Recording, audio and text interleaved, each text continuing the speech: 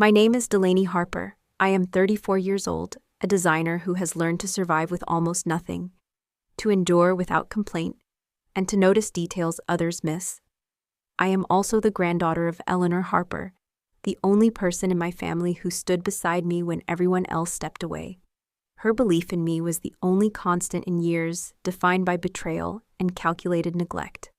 On the day of the will reading, I stepped into Attorney Hale's office for the first time in 8 years. The scent of lemon oil clung to the air, mingling with the faint mustiness of aged paper. It was the smell of a room that had absorbed generations of secrets. Sunlight filtered through half-closed blinds, carving thin golden lines across the dark mahogany table.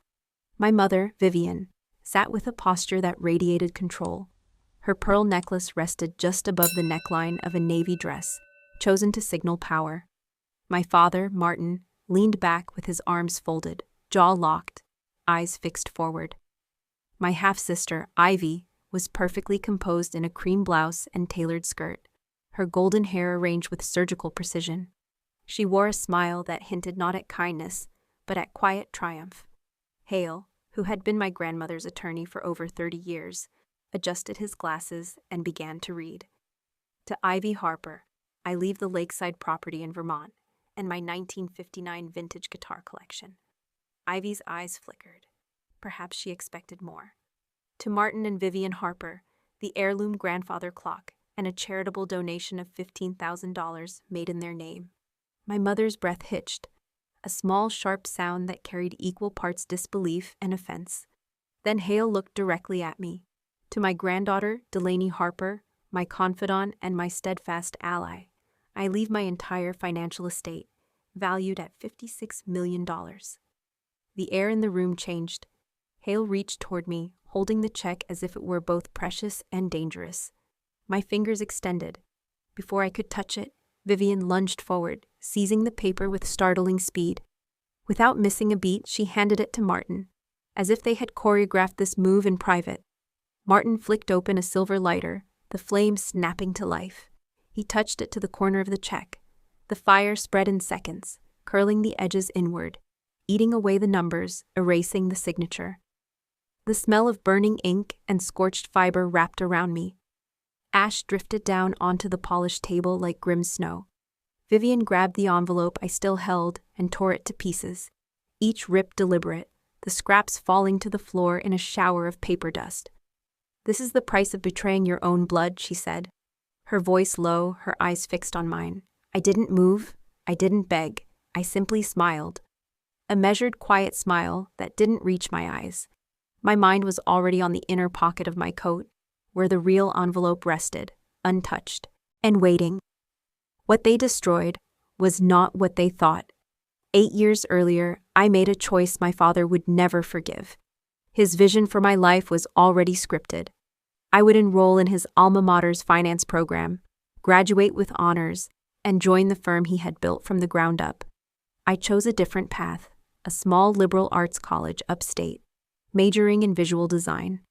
When I told him, his eyes hardened. "If you walk out that door, don't come back," he said, each syllable deliberate.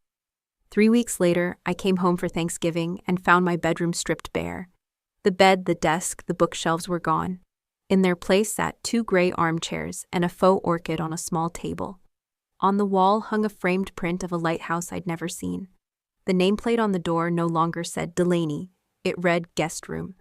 The financial punishment came next, each step calculated. First, birthday cards and phone calls stopped. Then the rent check they had promised failed to arrive.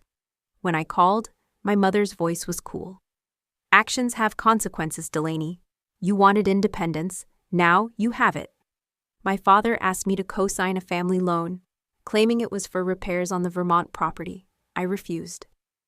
Days later, my supplemental credit card was canceled. Months after that, I learned my Social Security number had been used to open a savings account in my mother's name. I would have lost my apartment without my grandmother. Quietly, she wired exactly what I needed each month, never a penny more. Each transfer arrived with a handwritten letter in her careful, looping script. She never questioned my choices. She never asked me to come back. The message in every line was the same. "I see you. The last time I saw her was 1 month before she passed. We met in a quiet booth at Pine Street Cafe. She wore a soft gray sweater, her eyes sharper than I'd seen in years. Halfway through our tea, she set a folded cloth napkin on the table. Inside was an envelope, sealed and unmarked. "Do not open this unless they burn it," she said, her voice calm but unshakable. She looked at me for a long moment, as if memorizing my face. I nodded, not yet understanding how literal her warning was. Now, in Hale's office, the smell of scorched paper still lingering, I understood exactly what she meant. The moment had arrived. The morning after the will reading, I woke before sunrise, my coat still hanging over the back of the chair where I had draped it the night before.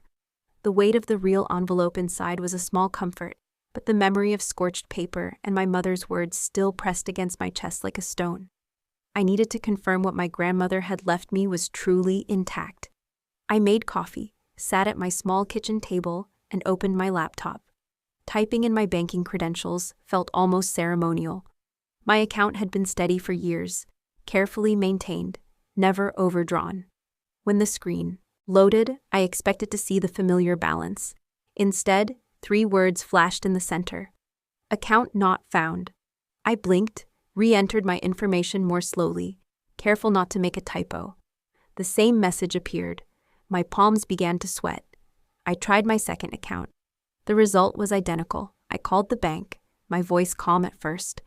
The man on the other end was polite, tapping keys, asking me to hold. His tone shifted. Hesitation crept in.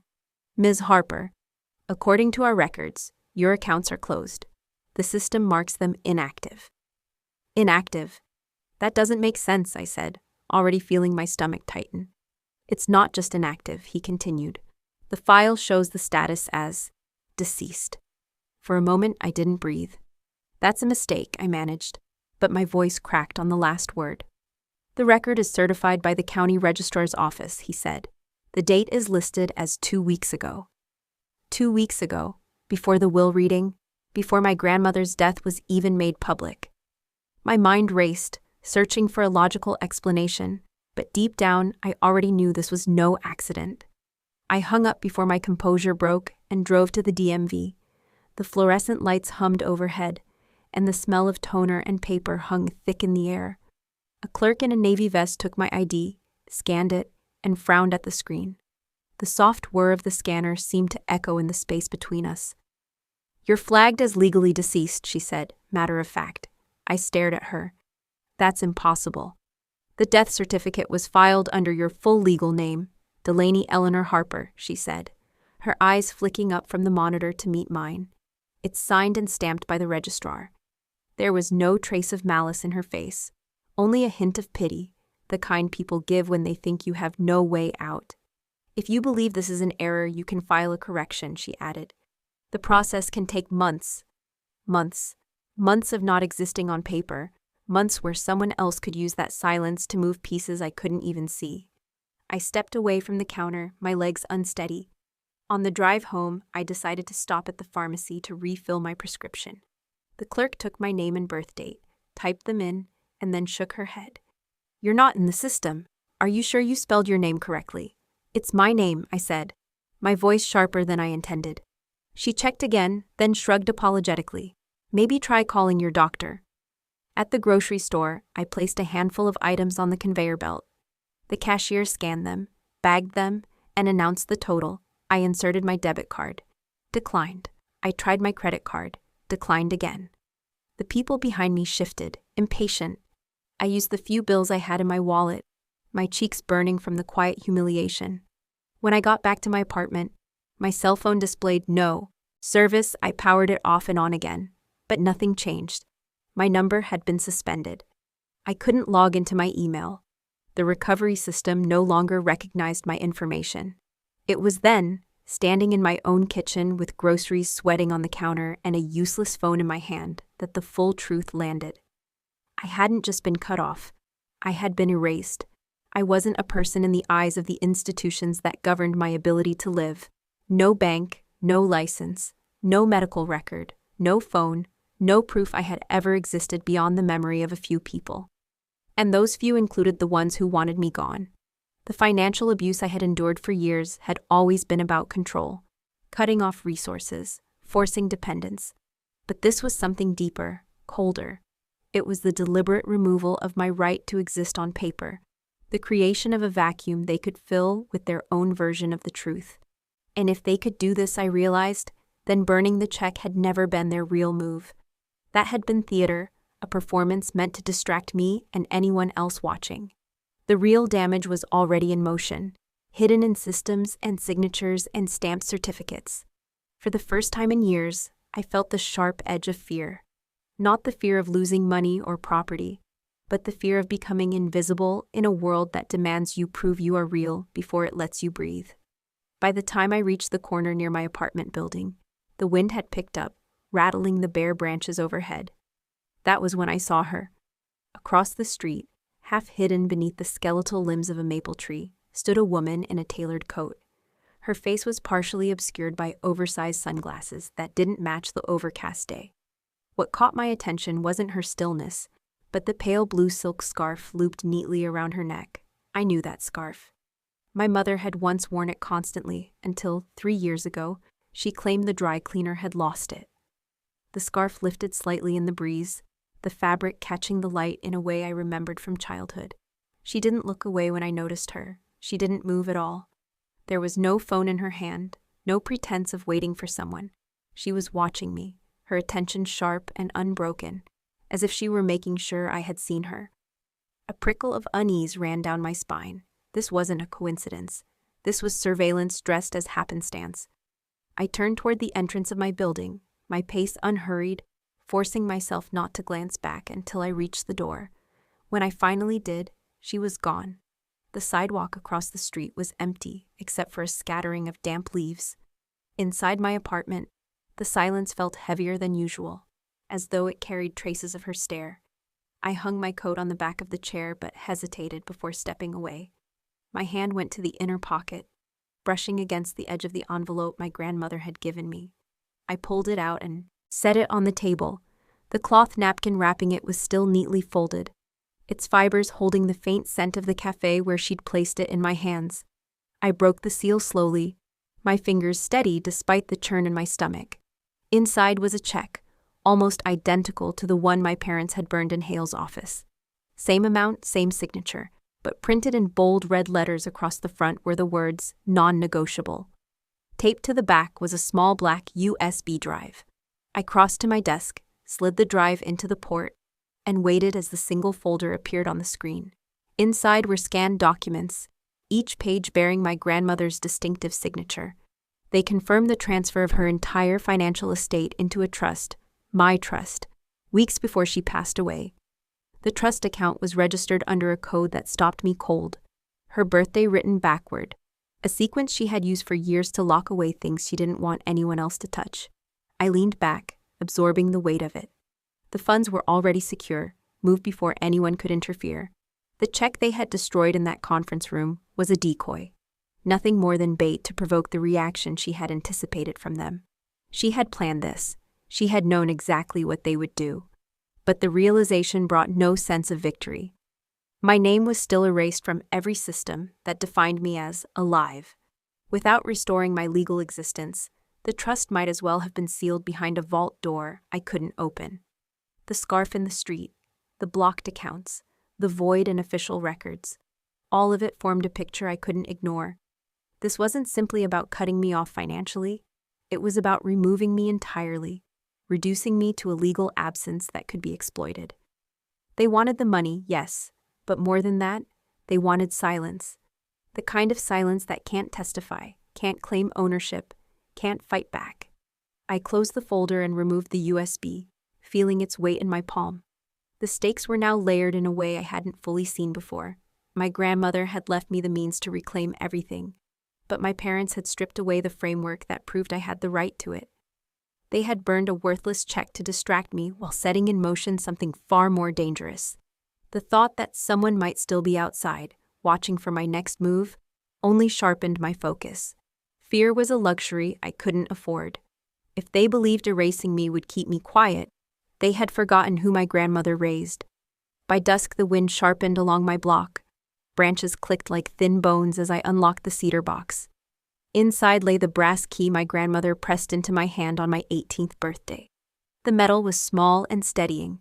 She told me to keep it for the day I needed to claim myself.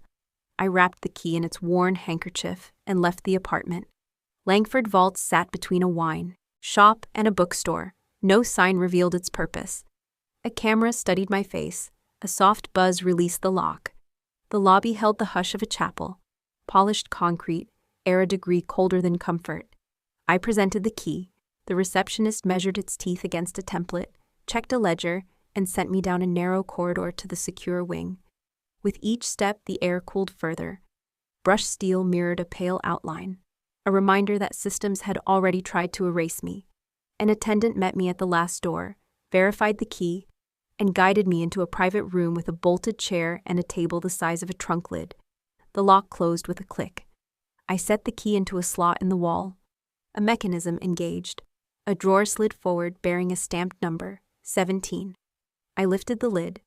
Inside rested a black fireproof folder, a thick envelope, and a velvet pouch. Purpose steadied my hands. I opened the folder first. A cashier's check lay on top. The bank seal sat in the paper like a pressed coin. Beneath it waited share certificates for Redford Carroll. Every voting share transferred to me, signatures notarized, dates aligned. Deeds followed, each stamped in blunt blue ink, listing properties I knew only from family stories, told as if I were not in the room. The envelope contained duplicate filings and a timeline, placing the transfers weeks before my grandmother died. The velvet pouch held a flash drive, matte black and heavier than it looked. I set my laptop on the table, connected the drive, and watched a single folder appear. Its title was a sequence I knew by heart. My grandmother's birthday written backward. I opened it. Scanned PDFs filled the screen in neat order. Trust amendments, bank letters, instructions addressed to me in brisk language. At the end sat one video. I clicked. The sunroom appeared, washed in afternoon light. My grandmother sat near the window in a cardigan the color of tea. When she spoke, her voice was firm and patient. "Delaney, if you are watching, they tried to unmake you. You have eyes for what others ignore. You also carry a habit of believing you must earn permission to belong. You do not. What I leave is not charity, it is authority." She leaned toward the camera. "I planned for their loud strike. Let them burn paper while we move what matters out of reach. The trust is active and insulated. You will need counsel who recognizes predators in suits.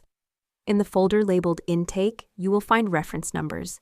Each number matches a record stored off-site. Each record documents an attempt to divert what is yours." Her expression softened into a near smile. "This is not just money. This is the right to finish your own sentence. The power to rewrite the ending they assigned you. Breathe, then act." Under the folder is a second key. It will make sense at the next door. The video ended on a still frame of her profile turned toward the window. I let the quiet settle. Every move she described was a light along a hallway I had not seen until now. The cashier's check was proof. The certificates were leverage. The deeds were ground to stand on. I returned the papers to the folder, slipped the drive into my pocket, and closed the drawer. The brass key sat in my palm on the walk back through the corridor, pressing a crescent into my skin. Outside, the city sounded unchanged. Traffic, a siren, footsteps toward dinner. Yet the map had shifted. Losing my legal name had made me a ghost. The corridor my grandmother built gave that ghost a spine. I tightened my grip on the key. If they expected fear to keep me still, they misunderstood the lesson Eleanor taught. Doors open for the language of paper, signatures, time, and patience. I had all four, and for the first time since the will reading, I felt the lock begin to turn. I left Langford Vaults with the folder pressed against my side, the brass key and flash drive buried deep in my coat pocket. The cold outside bit through the wool, but it felt almost welcome after the metallic chill of the vault's interior. I kept my eyes moving, checking every shop window reflection, scanning faces. That woman in the green silk scarf could be anywhere. Back at my apartment, I locked the door, drew the curtains, and set the folder on my desk. The city sounds filtered in dimly through the glass. A car horn, the hiss of brakes, muffled laughter from the sidewalk below. My desk lamp cast a pale circle of light, and in it, the flash drive sat like a sealed confession. I slid it into my laptop. The screen blinked, the drive's name appearing without fanfare. I opened the root directory, folders arranged with my grandmother's precise, almost architectural order. Legal transfers, bank certifications, trust amendments. But one folder sat buried 4 layers deep, unlabeled, its name only a string of numbers and letters. My grandmother never left something like that without purpose. Inside, I found PDFs, stamped with corporate letterheads. My breath slowed as I opened the first. It was a sales contract, an agreement to sell Redford Carroll's majority stake to a holding company I'd never heard of. The price was criminally low, the clauses designed to strip the brand down to its shell. The signature at the bottom was mine, except it wasn't. They'd forged me. I scrolled further, time-stamped emails between my parents and 2 board members, setting deadlines for final liquidation before any legal contest can be mounted. The dates were recent, within the last week. They were moving fast, using my legal death to bypass every safeguard. The idea was simple and devastating. If I didn't exist, my shares could be transferred by proxy, sold, and scattered before I could challenge a single line. A wave of cold worked up my spine, but under it was something harder. My grandmother had anticipated this. Another document caught my eye, a single sheet with a typed address, no heading, no explanation, just 2 words. At the top, Box Array. I whispered it aloud, tasting the phrase. It wasn't a company I knew, not a trust, not a vendor. Then I remembered. Years ago, my grandmother had told me about a private archive facility, where she kept things no one else should have keys for. She'd called it a library without shelves, a place that could make evidence vanish or appear, depending on who asked. The address was in the industrial belt outside the city, a strip of warehouses and forgotten freight depots. My gut told me whatever sat in that box array would either confirm their fraud or give me the leverage to tear it apart. But the address was only half the gift. At the bottom of the page, in her looping hand, my grandmother had written, "Go before they do." The clock on my wall ticked louder in the quiet. My parents weren't just selling a company, they were erasing decades of work, gutting the one thing she'd built to survive long after her. And if they reached that archive first, they could burn every thread of proof tying the company to me. I ejected the drive, tucked it back into the inner pocket of my coat, and pulled the curtains aside. The streetlights carved yellow pools into the wet asphalt. Somewhere beyond that horizon was a storage facility, holding a truth they couldn't forge. I thought about the check burning in my father's hand, the smirk in my mother's eyes as the paper curled to ash. They thought that was the whole game. They didn't see the board she'd left me, the moves still open. It was no longer about inheritance. It was about possession, of truth, of power, of my name. And if Box Array was the next square on that board, I'd get there before the other pieces moved. I grabbed my keys, feeling the metal press into my palm, a reminder that locks open in more ways than one. Then I stepped back into the night. I had been circling the same 4 blocks for nearly half an hour, pretending to browse shop windows, while scanning every reflection I could catch. Whoever my parents had watching me was good. They kept their distance, never close enough to catch in the act. But the tension was starting to itch under my skin, and I knew I couldn't keep moving alone. I needed someone who understood how to dismantle the kind of trap they'd set. A trap built with paper, signatures, and digital footprints. That night, I went to a small diner on the east side, the kind that stayed open past midnight for truckers and cops on night shifts. The air smelled faintly of coffee that had been sitting too long, and the hum of a neon sign buzzed above the window.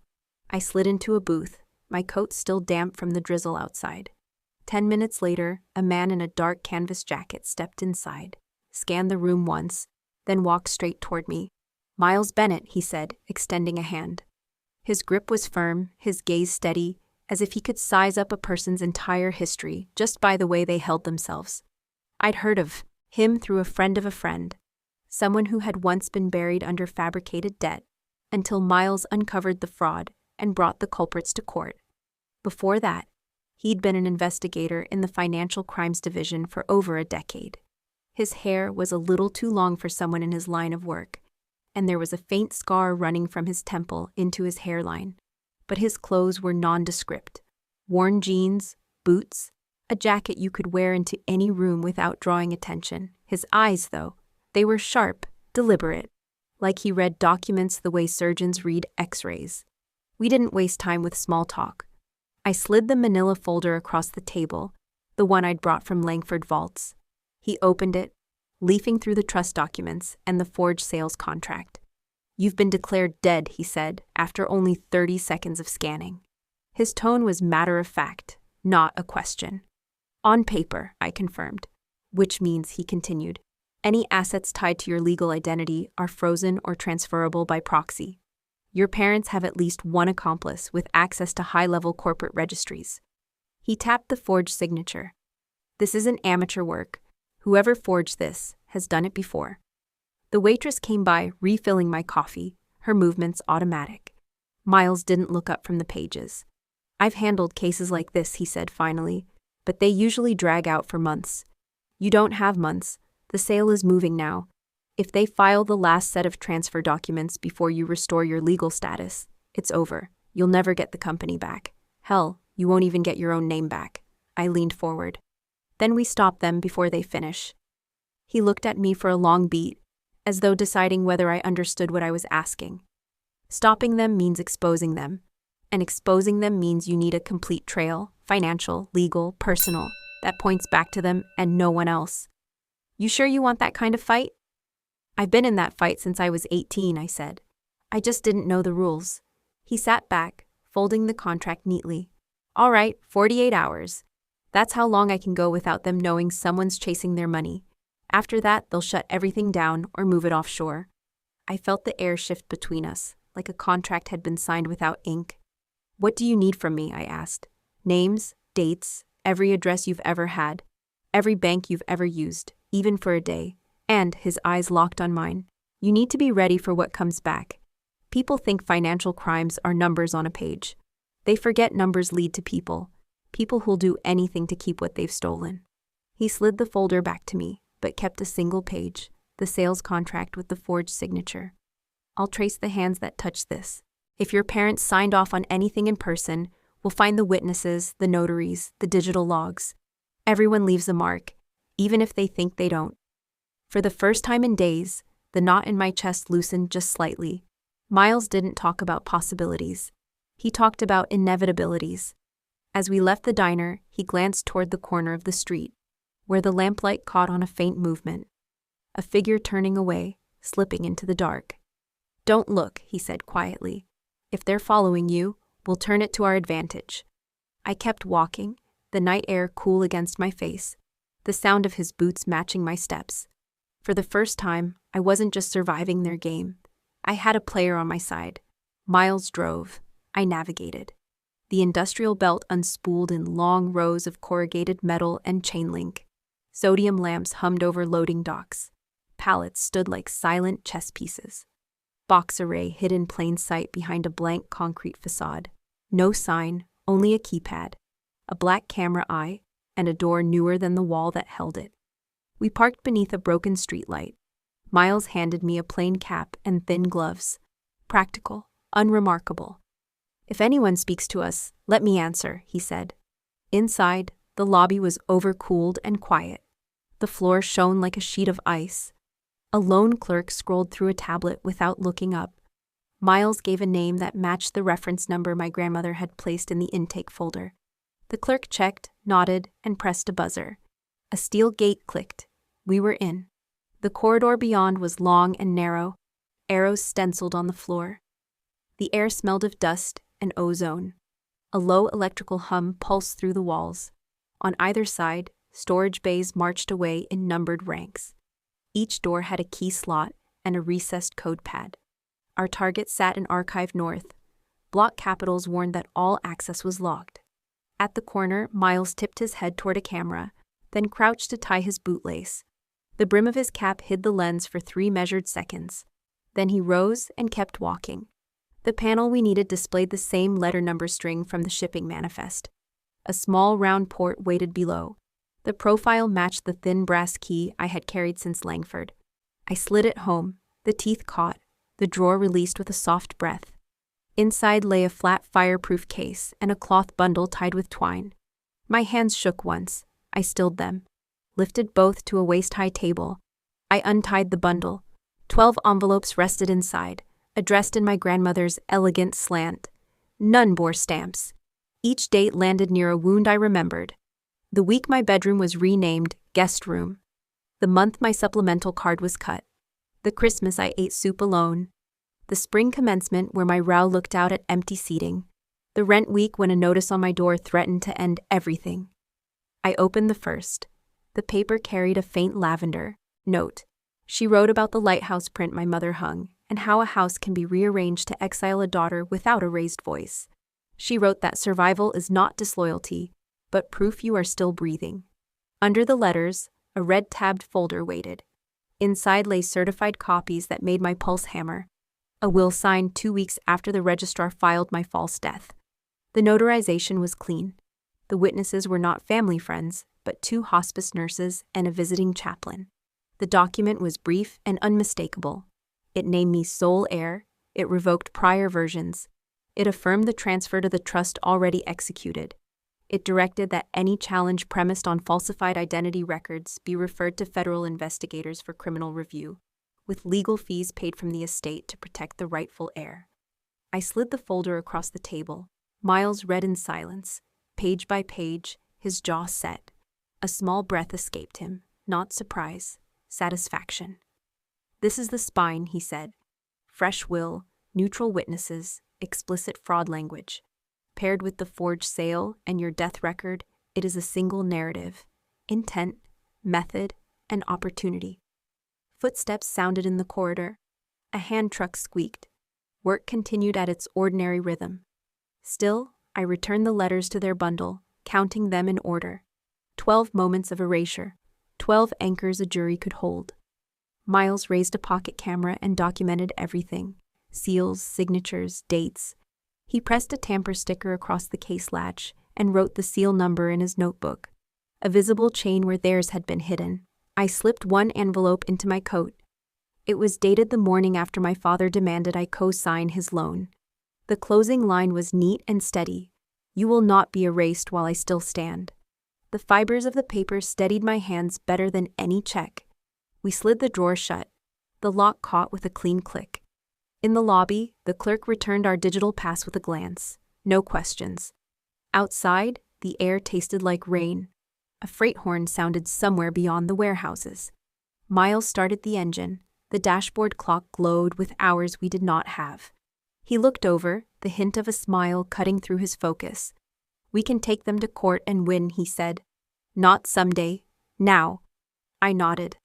The letters rested warm against my ribs. The newer will pressed like a plate of armor.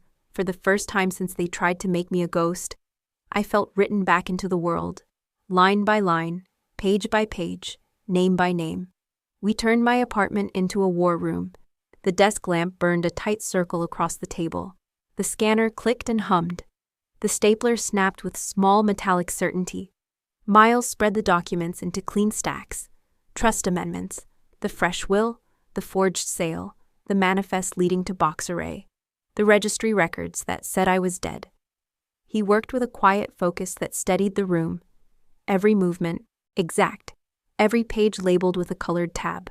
We built a timeline first. I read dates aloud while he typed. The day the registrar certified my death. The week the forged contract was signed. The hour the hospice witnesses notarized my grandmother's final will. He cross-checked signatures against state databases. He pulled notary commission numbers and license expirations. He flagged a pattern, family friends appearing in roles that should have been neutral. The printer whirred and slid out another sheet. He stapled it. I clipped it into a binder. The spine creaked like something waking up. "Watch this," he said, opening a spreadsheet he had compiled from email headers and server logs pulled through public filings. "These pings route through a proxy, but the submission IP for the registrar change matches a device at your father's office." He dragged a line down the screen. A set of transfers populated the cells, small at first, then bold. Internal movements of voting shares into an offshore nominee account. Jurisdiction masked. beneficial owner listed as Martin Harper under a management trust. My name pulsed in the caption of a PDF we had not opened. I clicked. A transaction authorization appeared, dated 3 days after the will reading, authorizing a bulk shift of remaining options. The signature block carried my forged scrawl. The metadata showed it had been uploaded from a tablet registered to my mother's email. Anger flared, then cooled. I wrote the exhibit label in block letters so it would not shake. Miles snapped another stack into a red folder. We file a petition to authenticate the most recent will, a request for an emergency restraining order to freeze assets, a motion to restore your legal status, an affidavit describing the identity fraud, and exhibits establishing the chain of custody for the letters and the box array records. He slid a legal pad toward me. You write your declaration now. Present tense, factual, no adjectives. I nodded. The keys tapped under my fingers. I kept my sentences clean. My statement walked the judge through each step. The will reading, the burning check, the bank call, the DMV screen, the woman in the blue scarf, the vault, the letters, the new will, the contract, the offshore account. I made sure to name the clerk who buzzed us into box array, the date printed on the pass, the seal numbers on the tamper stickers Miles had applied, the exact language my grandmother used in the video.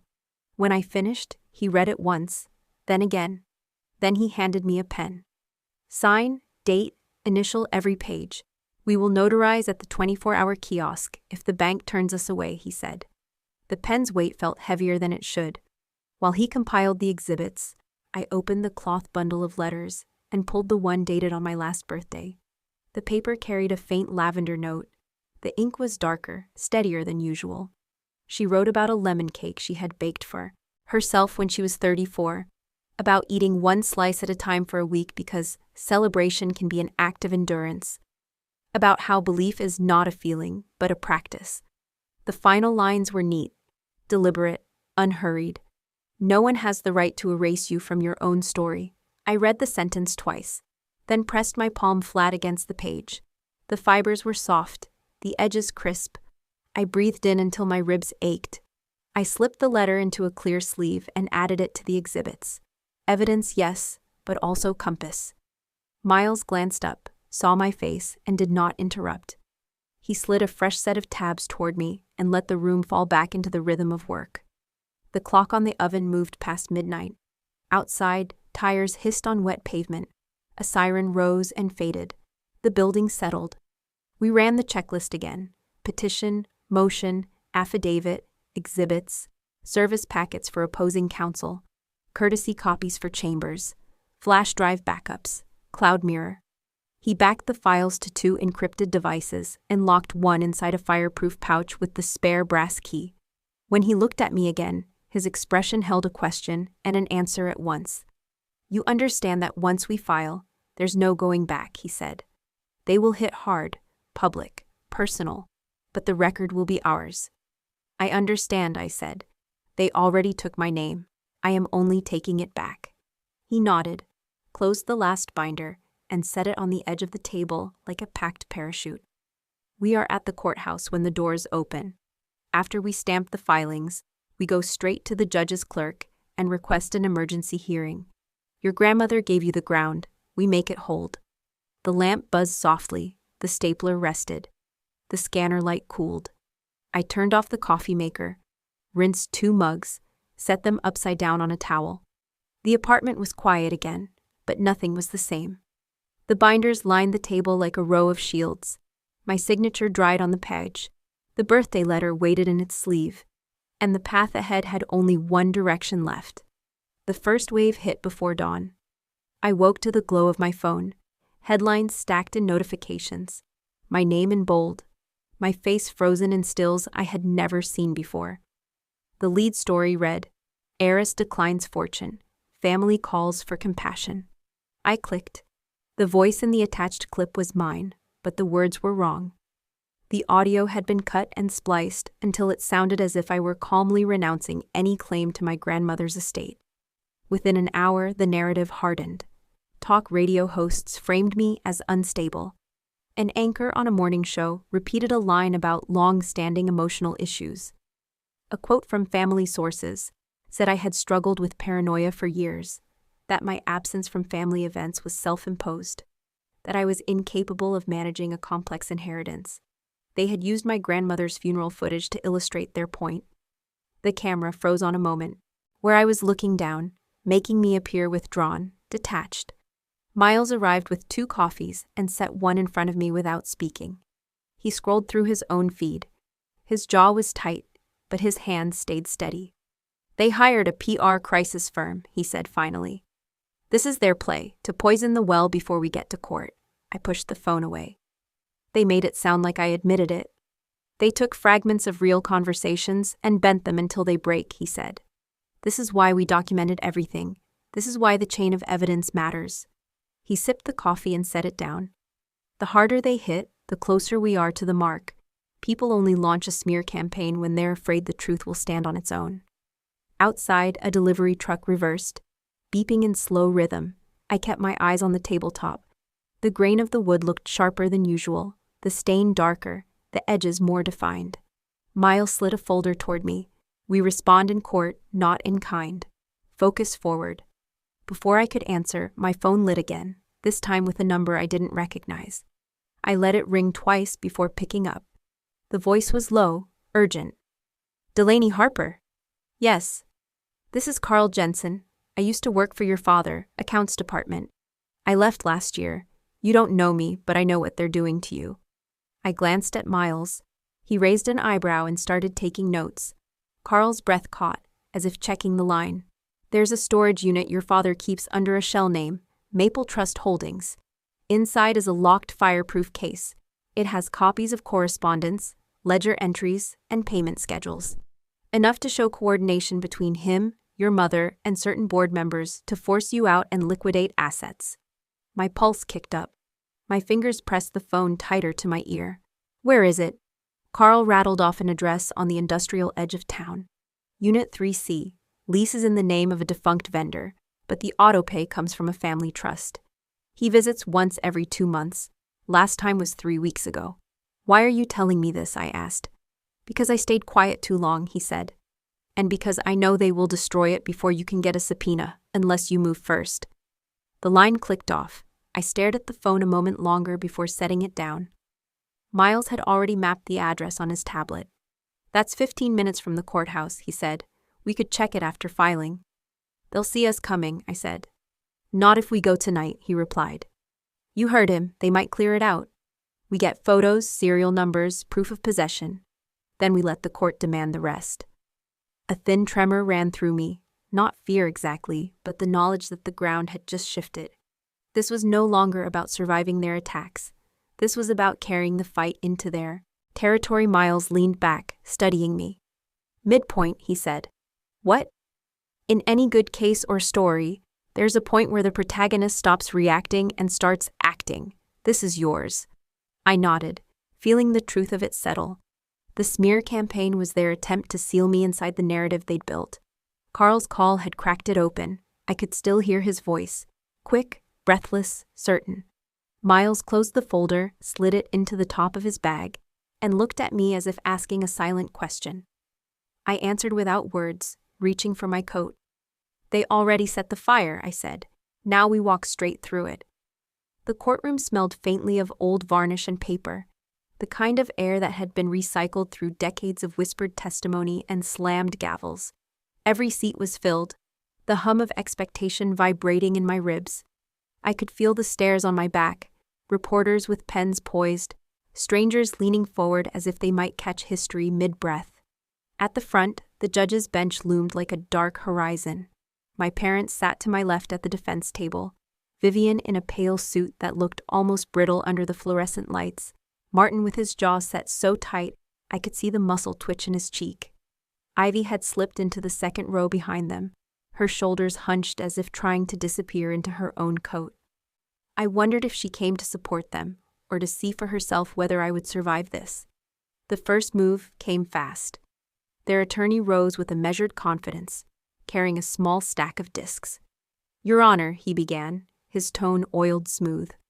We have an audio statement from Ms. Harper herself, confirming she relinquished any claim to her grandmother's estate. We believe it will resolve this matter swiftly." A bailiff carried the disc to the clerk, who slotted it into the court's player. My voice filled the room, familiar but wrong. Every pause, every inflection was mine, but the words had been arranged like a puzzle forced into the wrong picture. "I don't want the money. It belongs to them. I'm not capable of managing it." The sound was so convincingly woven together that for a heartbeat I almost doubted myself. Across the aisle, Vivian's lips curved into the faintest smile, the kind meant only for the person she was about to defeat. Martin leaned back, fingers drumming on the arm of his chair, already tasting the win. Miles rose before the recording could finish. "Your Honor," he said, his voice steady but edged. "We anticipated this tactic." He stepped to the evidence cart and pulled out a small black laptop. "This court deserves to hear the truth from the only person my client trusted completely, her grandmother." He clicked the trackpad, and the screen lit up with a grainy but clear image of Eleanor Harper. She sat at her old desk, the one by the bay window, light falling across her face in the way it did every winter. Morning, her voice was steady, tinged with the dry humor she'd wielded like a blade. "If you are seeing this, it means certain people have tried to erase my granddaughter from her rightful place. Let me be clear, Delaney is my sole heir. No one else has claim to my assets or my company. If they tell you otherwise, they lie." The effect was immediate. Ivy's head dropped, her hair falling forward like a curtain. Vivian's skin went pale enough to match her jacket, her hand tightening around the table's edge until her knuckles blanched. Martin froze, his fingers no longer tapping, his grip shifting to clutch the armrest like it might anchor him against the blow. Eleanor continued, her gaze steady even through the screen. "Do not be fooled by rehearsed kindness or false concern. They have had years to earn my trust and squandered every hour. Delaney is the one who remembers people's names, who shows up without being asked, who still writes letters in her own hand. I choose her because she will honor what I've built." A hush spread through the room, so complete I could hear the faint hum of the fluorescent bulbs above us. The judge leaned forward slightly, eyes fixed on the video as if weighing each word against the years of legal noise he had sifted through in his career. When the video ended, Miles closed the laptop with a soft click. He didn't need to speak. The silence did it for him. The defense attorney cleared his throat, fumbling with his notes. Vivian kept her eyes on the table, Martin stared straight ahead, and Ivy's shoulders trembled almost imperceptibly. In that moment, I didn't feel triumph. Not yet, but I felt the balance shift.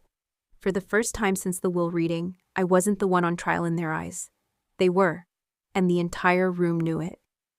Judge Keaton set his glasses on the bench and let the room quiet itself. He studied the defense table, then turned to me. "Ms. Harper, remain seated." He faced my parents.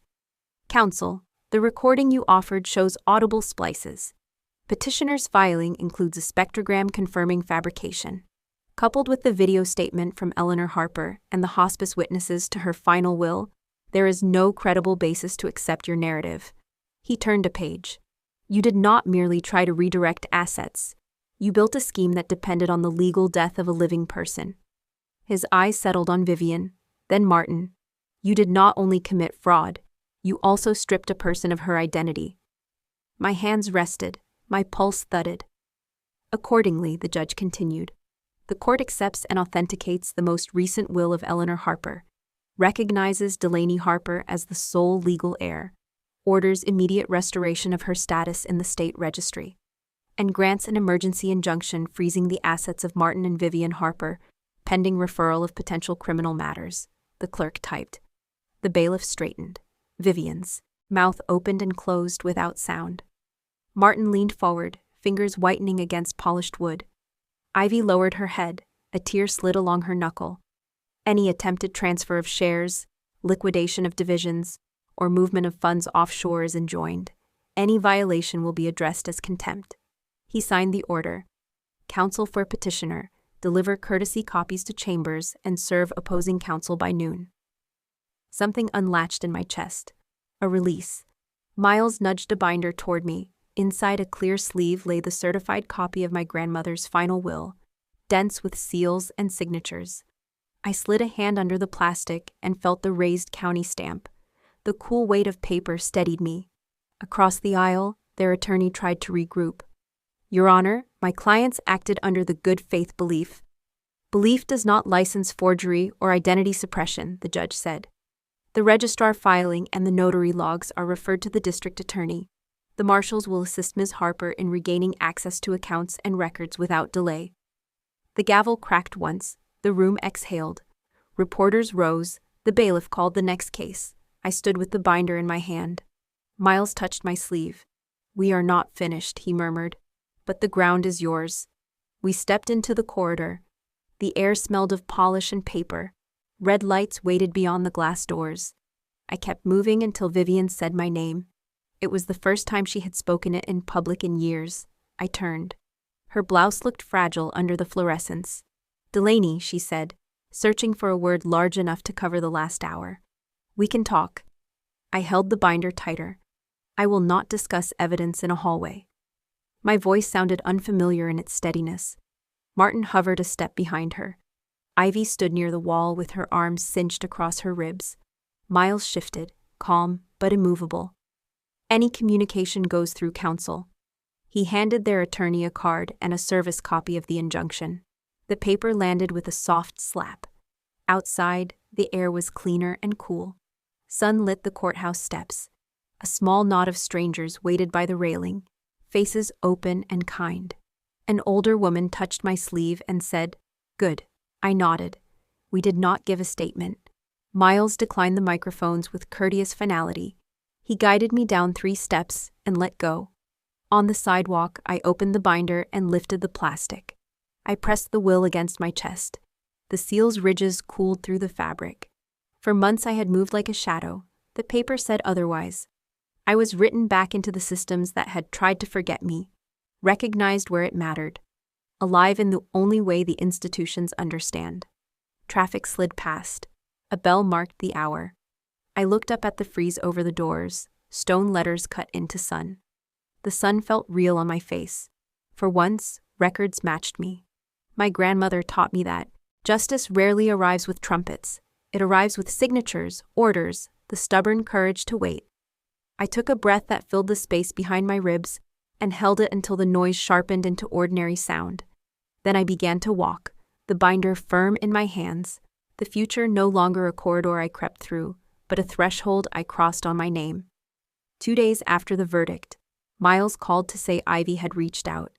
We met in a small park near the river, where the leaves had begun to turn. She stood by the railing, the wind pulling at the edge of her cardigan. Her eyes looked older, like the trial had sanded something away.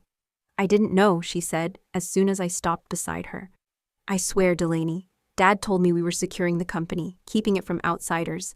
I never saw the papers. I didn't understand they declared you dead.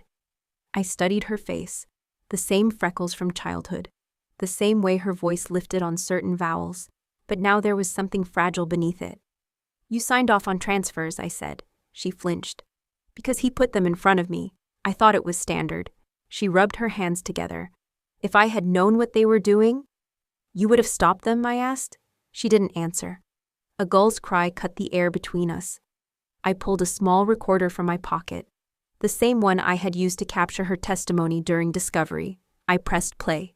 Her voice from weeks ago filled the space. Dad handled everything. I just signed.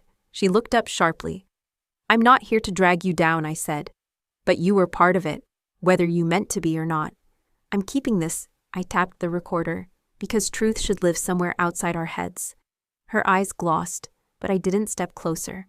This was the moral crossroad. I could push her toward the same isolation I'd known, or I could leave her with her own conscience as company. I chose the latter. Ivy, I said, whatever you do next, it's on you. I'm not your judge, but I'm not your shield either. She nodded once, like someone accepting a sentence they'd given themselves. The wind shifted. The river carried a line of autumn leaves downstream. I turned away first. Behind me, I thought I heard her say my name, but I didn't look back. On the first Monday of November, the clerk at the county office handed me the final certificate of title. My name, uncomplicated, unchallenged, was printed in clean black type across the top. I traced the letters with my thumb, not because I doubted them, but because I wanted to feel the texture of their permanence. From there, I drove to the brick warehouse I'd purchased 3 days earlier, a broad, weathered structure with tall windows that caught the afternoon light. The place smelled faintly of dust and old mortar, but it also smelled like possibility. My footsteps echoed on the concrete floor as I walked to the small office at the back. A single envelope waited on the desk. Miles had found it in a safety deposit box tied to my grandmother's trust, marked in her handwriting, "For after." I sat and opened it carefully. Inside was a folded sheet of drafting paper, creased from years of storage.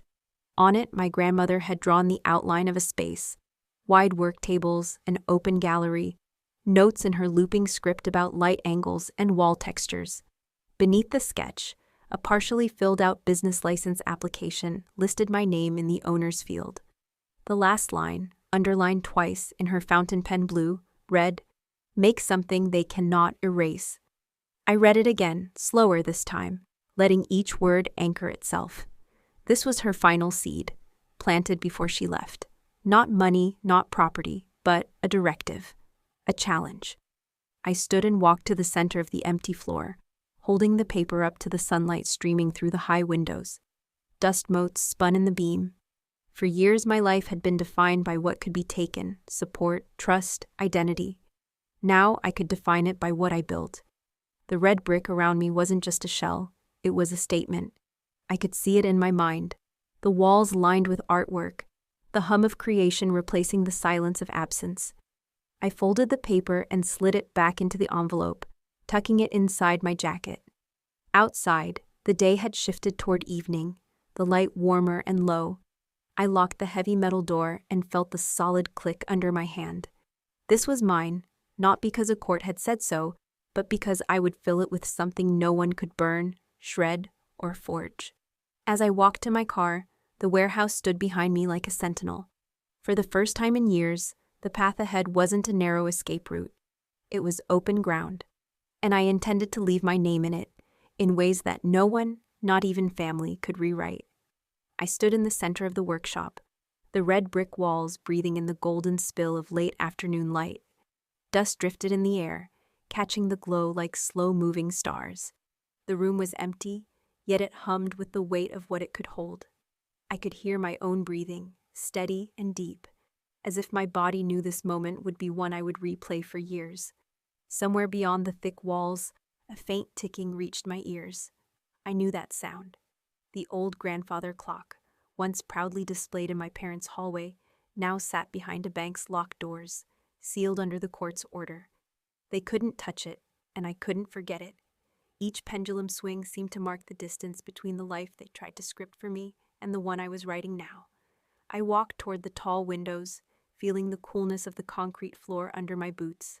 Outside, the sun dipped lower, stretching the shadows of the city across the pavement. My reflection hovered faintly on the glass, older, sharper, but also lighter somehow. The trial, the lies, the theft. It had all been about reclaiming what was mine. But standing here, I realized it wasn't revenge that anchored me anymore. It's no longer about taking something back, I whispered to myself. This is about beginning. I could almost picture my grandmother leaning against the doorway, her scarf draped loosely over her shoulders, smiling in that knowing way she had when she'd already thought 5 steps ahead. She'd planted this vision long before I could see it for myself, tucking it into sketches, into offhand remarks, into that single underlined sentence, "Make something they cannot erase." I turned in a slow circle, letting my eyes map every corner, every surface, every possibility. This space would not be silent for long. Soon it would be filled with the sound of saws cutting wood, brushes dragging across canvas, people sharing coffee over designs spread on work tables. I felt a pulse in my chest, steady, strong. I placed my hand flat against the nearest brick, its surface warm from the day's light. My name was mine again, but this was how I would keep it safe. Not through lawyers or ledgers, but through creation, through something that lived in the world because I willed it into being. The ticking of the clock in the distance faded into the sound of my own heartbeat, and for the first time in years, the rhythm was entirely mine. I locked the workshop door behind me, the metallic click echoing softly in the alley. Stepping out onto the street, I felt the evening air settle cool against my skin. The city moved around me, voices rising from a cafe patio, the hum of a passing bus, the quiet clatter of a bike chain. The warehouse stood at my back like a promise, and I knew the door I'd just closed was also the one I'd truly opened. The streetlights were beginning to flicker on as I crossed to the small corner coffee shop. Inside, I found an empty table near the window and set down a large, rolled sheet of paper. My fingers smoothed it out until the hand-drawn lines of my grandmother's final design stretched across the wood. In my mind, the image of a hand holding out a check returned, sharp, vivid, burned into memory from the will reading. Only this time, it wasn't a lawyer's hand or a piece of paper worth millions. It was my hand, placing this blueprint on the table, offering a future I had chosen for myself. No fire could destroy it. No signature could forge it away. I took a slow sip of coffee, feeling the warmth spread through me. Outside, the world kept moving, but inside, the moment stretched wide. They had tried to burn my inheritance, to shred my name, to bury me under legal death. All they had done was force me to the foundation, and from there, I could build anything. They tried to burn the legacy, I thought. I inherited the ground it stood on. Before we say goodbye, I'd love to know, where are you watching from? Is it a quiet morning with a warm cup of coffee? Or a late night where stories like this keep you company? Let me know in the comments. I read everyone with gratitude. And if this story touched your heart, please consider subscribing to the channel, not just to hear more stories like this, but to be part of a community that still believes in kindness, healing, and second chances. Thank you for spending your time with us today. Wherever you are, I hope you carry this story with you. And remember, sometimes the miracle doesn't knock on your door. It waits quietly until you're ready to open your heart. Take care, and I'll see you in the next story.